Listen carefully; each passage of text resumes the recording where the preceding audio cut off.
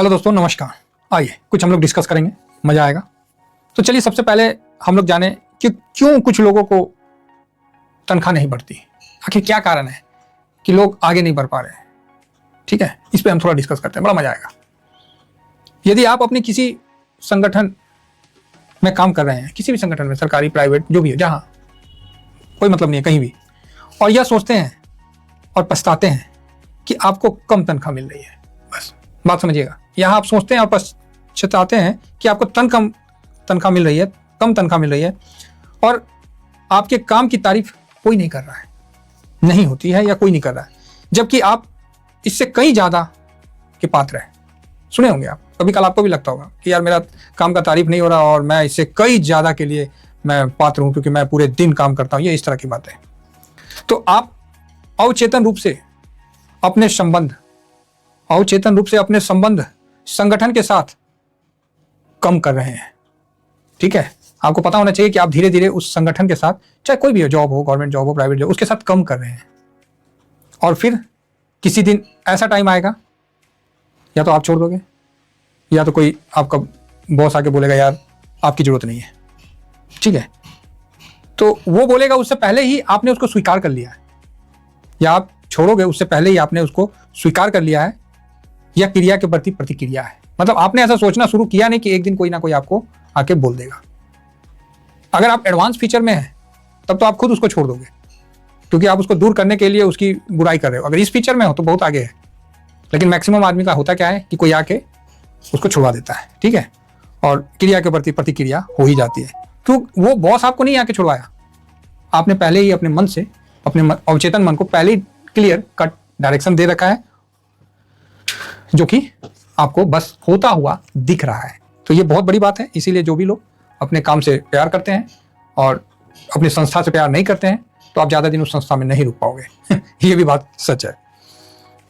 एक बात और आप लोग सुने होंगे कई जगह कि कई जो मतलब नहीं है, बोलते नहीं है सर, समृद्धि के रुकावट क्या क्या है। तो आप लोग जनरली सुनते होंगे कि मुझे मतलब 100% श्योर है कि आप लोग ये सब वर्ड सुने होंगे। क्या है, उस आदमी को, जो बड़ा आदमी बना है, उसको तो हम बचपने से जानते थे। ऐसे बोले, वो जो फलानुमा कोठी देख रहे हो ना, जिसके आगे 5 गो गाड़ी लगा हुआ है, वो जो अपने आप को करोड़पति समझ रहा है, उसको हम 20 साल से जानते हैं। पहले खाने को खुद ही नहीं था, यही पोल में बांध के मारा था उसको सब पैकार। सब पैकार मतलब जो पैसा लेन देन वाला है। आप ऐसा सुनते होंगे बोलते हुए, वो आदमी बहुत बेईमान है, ये भी वर्ड सुनते होंगे। अरे वो चोर है, ये भी वर्ड सुनते होंगे। कोई पैसे वाले के लिए ये सब वर्ड यूज करता होगा तो आप सुनते जरूर होंगे। मतलब ये वर्ड तो बहुत कॉमन सुनते होंगे। अरे वो आज पैसा वाला बना है, हम तो उसको बचपने से जानते हैं। लो भाई, देखिए इसमें कुछ बुरा नहीं है, जानना बुरा नहीं है, लेकिन जो बोलने का सेंस है ना, वो वहां समझिएगा, मैं समझा दूंगा। अब जो ये आदमी बोल रहे हैं ना, उनके बारे में जो विश्लेषण है उसका मैं बहुत बढ़िया से आपको बताऊंगा।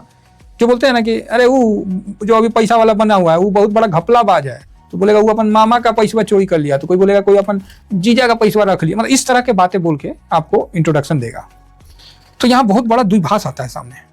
ठीक है, और इस तरह की जनरली आपने कहावत सुनी होगी। ठीक है, तो इस प्रकार के जो लोग बोलते हैं ना, वो देखिएगा कहीं ना कहीं शरीर से वो पीड़ित होंगे या आर्थिक रूप से पीड़ित होंगे। जिनके पास पैसा नहीं होगा ना, वही इस तरह की बातें बोलेंगे। अदरवाइज जो शरीर से पीड़ित होगा वो इस तरह की बातें बोलेंगे। ये आप गौर करिएगा। या तो फिर उसका जो पूर्व मित्र था, जो पूर्व मित्र है, उससे ज्यादा सफल और समृद्ध है, तो ये बात बोलेंगे। अब वो उनकी उन्नति से जो है ना करवाहट और ईर्ष्या करते हैं, समझे, द्वेष करते हैं। अपनी स्थिति के बारे में नकारात्मक और उनकी समृद्धि की बुराई करके वो स्वयं, समझे, अपनी बुराई करके वो स्वयं अपनी जिस समृद्धि और अमीरी के लिए वो प्रार्थना करते हैं, वह उन्हीं से दूर और गायब हो जाती है, क्योंकि वह उस चीज की बुराई कर रहे हैं जिसे वह स्वयं के लिए चाहते हैं। क्लियर हुआ? नहीं हुआ? मान लीजिए आप जिसको बोल रहे हैं कि वो चोर है, ये है, वो फलाना है, वो ढिकाना है, वो तो है ना पैसा वाला। तो मतलब कहीं ना कहीं आप पैसा वाला तो बनना चाहते हैं, लेकिन जो पैसा वाला बना है उसके लिए बुराई का है, मतलब डायरेक्ट इनडायरेक्ट में आप पैसा को मना कर रहे हैं। सिंपल सी बात है। क्लियर है? दूसरी बात क्या होता है कि आदमी बचपने से बोलता है पैसा है, नहीं है सर, कहाँ हो गया? अरे कहाँ कर, इतना खर्चा है कि एको को पैसे नहीं बचता है। मतलब पैसा उसको बचपन से ही मिला है, हमेशा से मिला है, हमेशा से उसका सेवा किया, फिर भी वो रोते रहता कि पैसे नहीं, तो लास्ट में लक्ष्मी बोलती, बेहुदा कहीं का, जाओ हम तुम्हारे पास अइबे नहीं करेंगे, पहली रोता राम है तो है, इतना होने के बाद रो रहा है, बक बुरबक समझ रहे हैं, इसका ध्यान रखिएगा। तो वह दो प्रकार से प्रार्थना कर रहा है, एक और वह कह रहा है कि धन संपदा मेरी ओर आ रही है, ठीक है, वो को अपने आप को मना रहा है कि धन संपदा मेरे तरफ खींच रहे हैं, हम अपनी तरफ आ रही है, और दूसरी ओर चुपचाप या धीमे से कह रहा है कि मैं उस व्यक्ति की अमीरी से खुश नहीं हूं। क्लियर हुआ? एक तरफ तो बोल रहा है कि भगवान हमको धन संपदा दे, मेरे तरफ आ रही है, हम पहले से बहुत ठीक हुए हैं, हम बहुत ये हुए हैं वो हुए हैं, लेकिन धीरे से जो उसका दोस्त है, चाहे कोई जानने वाला कोई पहचानने वाला वो अमीर है, उसका बुराई भी कह रहा है। क्लियर है? कोई डाउट नहीं है इसमें, ठीक है साहब? तो फिर भैया समृद्धि नहीं आएगी, वह उसकी अमीरी से खुश नहीं है, तो फिर आप अमीर कैसे बनोगे? तो ये क्लियर है कि हमेशा दूसरे व्यक्तियों की समृद्धि या अमीरी से विशेष रूप से प्रसन्न होना चाहिए, और आपको मतलब खुशी से बोलना चाहिए कि अरे वो भाई साहब मत बोलिए क्या स्थिति में था, अपने आप को उसने किस तरह से बनाया है और आज देखिए कहां पहुंचा है।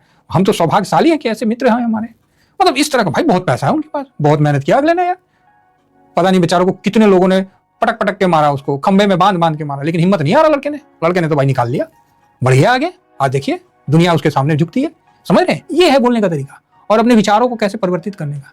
आप रोता हुआ 10 जगह सुन लीजिएगा, घर बगल अगल बगल कहीं चल जाइए, आपको ढूंढने का जरूरी नहीं है। गरीबी मानसिकता हर जगह आपके अगल बगल सब जगह भरी पड़ी है, ठीक है? तो बिल्कुल ध्यान रखिएगा।